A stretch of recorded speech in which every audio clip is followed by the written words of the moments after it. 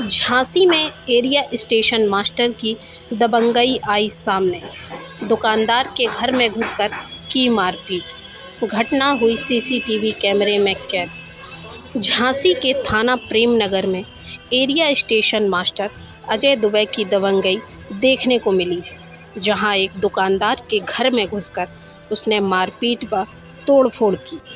कामेश्वर तिवारी ने आरोप लगाया है कि एरिया स्टेशन मास्टर ने पहले उससे एफडी कराई। एफडी कराने के बाद उससे कहा कि मुझे एफडी तोड़ना है या इसको सरेंडर करा दो। दुकानदार ने कहा कि समय से पहले इसमें कुछ नहीं हो सकता, जिस पर दबंग area station master Ajay Dubey ने उस पर दबाव बनाकर कहा कि उसे 50,000 रुपये की ज़रूरत है, वह उसे जल्द ही वापस दे देगा। जब दुकानदार ने अपने पैसे वापस मांगे तो अजय दुबे ने शराब के नशे में धुत जबरन उसके घर में घुसकर गाली गलौज की तथा गाली गलौज का विरोध करने पर वह उग्र हो गया और मारपीट करने लगा। बीच बचाव करने आई दुकानदार की पत्नी को भी उसने नहीं छोड़ा। दबंग एरिया मास्टर ने उसकी पत्नी को भी धक्का दे दिया। पीड़ित दुकानदार ने इस घटना से वह इतना डरा हुआ है कि अपनी दुकान नहीं खोल पा रहा है। वह और उसके परिजन बहुत डरे हुए हैं। अब पीड़ित दुकानदार ने न्यायालय की शरण ली है और न्याय की गुहार लगाई है। क्या मामला है भाई? मामला ये है कि मेरी मोबाइल की दुकान है, मैं रिपेयरिंग का काम करता हूँ और नगर में मेरी शॉप है। वहाँ पर अजय दुबे नाम का व्यक्ति आया जो एरिया स्टेशन मास्टर है। उसने डेलिस के लिए मेरे पास एफडी करवाई। एफडी मैंने कर दी, उनकी रसीदें उनको दे दी।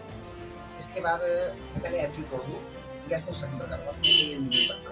उसके वो दबाव बनाने लगे कि मुझे 50,000 रुपये की व्यवस्था करो और जैसी एफडी टूटेगी या सरेंडर होंगी मैं आपको 50,000 वापस करूँगा।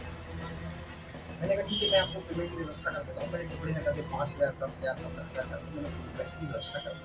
ये मैंने ऑनलाइन फ़ोन पे, गूगल पे से बहुत कमाने वाला व्यक्ति हूँ, जो इतना पेमेंट एक साथ नहीं कर सकता। 5-10,000 करके मैंने पेमेंट दे दिया, 50,000 मैंने दी। अब मैंने कहा मुझे पैसे की ज़रूरत है, मुझे पैसा वापस कर दो, तुम्हारा काम हो गया होगा, एफडी तो टाइम पे टूटेगी। अब वो जबरदस्ती इसी चीज़ को लेकर के शराब के नशे में, मतलब शराब से धुत नशा रहता है उसके पास, 3-4 बार घर में प्रवेश कर चुका है, जिसके हमने आपको सीसीटीवी फुटेज हमने आपको अवेलेबल करा दी है। 5 तारीख को, 10 तारीख को, 11 तारीख को लगातार ये घटना मेरे साथ घट रही है और हमारा पूरा का पूरा परिवार बहुत डरा हुआ है। 5 तारीख को जब ये घटना घटी है तो प्रातःकाल वो आया और उसने बहुत बदतमीजी से गंदे शब्दों का प्रयोग करते हुए पूरे परिवार, माता पिता, मेरी पत्नी के ऊपर बदतमीजी शब्द का प्रयोग करते हुए बदसलूकी की गई हुई है और हमारे परिवार के साथ भी बहुत गंदे शब्द का बर्ताव किया है। ऐसे शब्द हमने आज तक जीवन में सुने नहीं है। उनके परिवार ने सिखाए होंगे, हमने हमारे परिवार ने नहीं सिखाया। इसी प्रकार से 10 तारीख की घटना को ये आया गाड़ी लेकर के, उसने भी मेन रोड पे खड़े होकर के तिवारी शब्द का आगे माँ और बहन की गाली मुझको दी खड़े होकर के। इसके बाद ठीक रात के 11 बजे 12 बजे के आसपास फिर ये 5-6 लोग बदमाश आए, अज्ञात व्यक्ति आए, तो इन्होंने फिर वही तोड़-फोड़ घटना करी है। 11 तारीख सुबह भी 2 व्यक्ति आए, उन्होंने कहा कि आप अपनी रिपोर्ट वापस कर दो, नहीं तो ये शंकर जी का मंदिर देखा हुआ है, शंकर जी के मंदिर पर तुम्हारे पूरे परिवार को कटवा देंगे और तुम अपने गिन को तुम्हारी जो जिंदगी बची हुई ना, ये तुम्हारे आखिरी दिन चल रहे हैं। इस ऐसे शब्दों का प्रयोग किया जा रहा है। मैं अपनी दुकान नहीं खोल पा रहा हूँ, मैं डरा हुआ हूँ इस समाज से। प्रेमनगर थाने ने जो भी सहयोग किया मैं उनका धन्यवाद देना चाहता हूँ, उन्होंने जो भी सहयोग किया। उसके बाद पुलिस भेज दी गई, लेकिन वो पकड़ा नहीं गया और वो फरार हो गया। अब आप क्या चाहिए? मैं ये चाहता हूँ कि मुकदमा दर्ज हो, कानूनी कार्रवाई, श्रीमान न्यायालय से मैं प्रार्थना करता हूँ कि आप कानूनी कार्रवाई करें और मेरा जो 50,000 रुपये वो मुझे वापस कराया जाए। और ये जो फर्जी चेक लगा रहे हैं, मेरे दुकान से फर्जी चेक लेके चले गए, 3-4 चेक लेके चले गए हैं और कम से कम एक कैनरा बैंक की पूरी चेकबुक की गड्डी लेके चले गए। ये मुझे ना दें, चेक मेरा न्यायालय में जमा करवा दें या थाने में जमा करा दें, मैं पूरे चेक। मेरा नाम है अभिमन्यु तिवारी। तिवारी जी, क्या मामला है? ये मामला है, ये सरिता तिवारी करके हैं, कामेश्वर तिवारी जी हैं, उनके हस्बैंड। तो ये नगरा में एक अपनी मोबाइल शॉप चलाते हैं, कई कंपनियों के एजेंट भी हैं, फाइनेंस कंपनी के, तो बहुत सारे लोगों का आना जाना रहता है। अब वहाँ पर अजय दुबे करके पुत्र महेश दुबे, ये एरिया स्टेशन मास्टर झांसी कार्यरत है, तो ये आए, इन्होंने कहा भैया हमारी एफडी वगैरह करा दीजिए। इन्होंने एफडी वगैरह करा दी। अब उससे एफडी का ये कमीशन भी वापस ले गए। अब एफडी इन्होंने 30 अगस्त को करवाई थी 2022 में, एक माह बाद ये कह रहे उस पर लोन करा दीजिए। अब लोन उस पर हो नहीं सकता था कंपनी के आरबीआई के नॉर्म्स के हिसाब से, क्योंकि वो बॉन्डेड था। उसके बाद इन्होंने क्या किया कि इनके ऊपर नाजायज बार बार इनकी दुकान पर शराब के नशे में आते, किसी को लेके कहीं पुलिया नंबर 9 के सूट 4 पे लेके आते, कहीं किसी के आते, कहीं 5,000 कहीं 10,000 जबरदस्ती वहीं खड़े होकर ट्रांसफर करवा देते।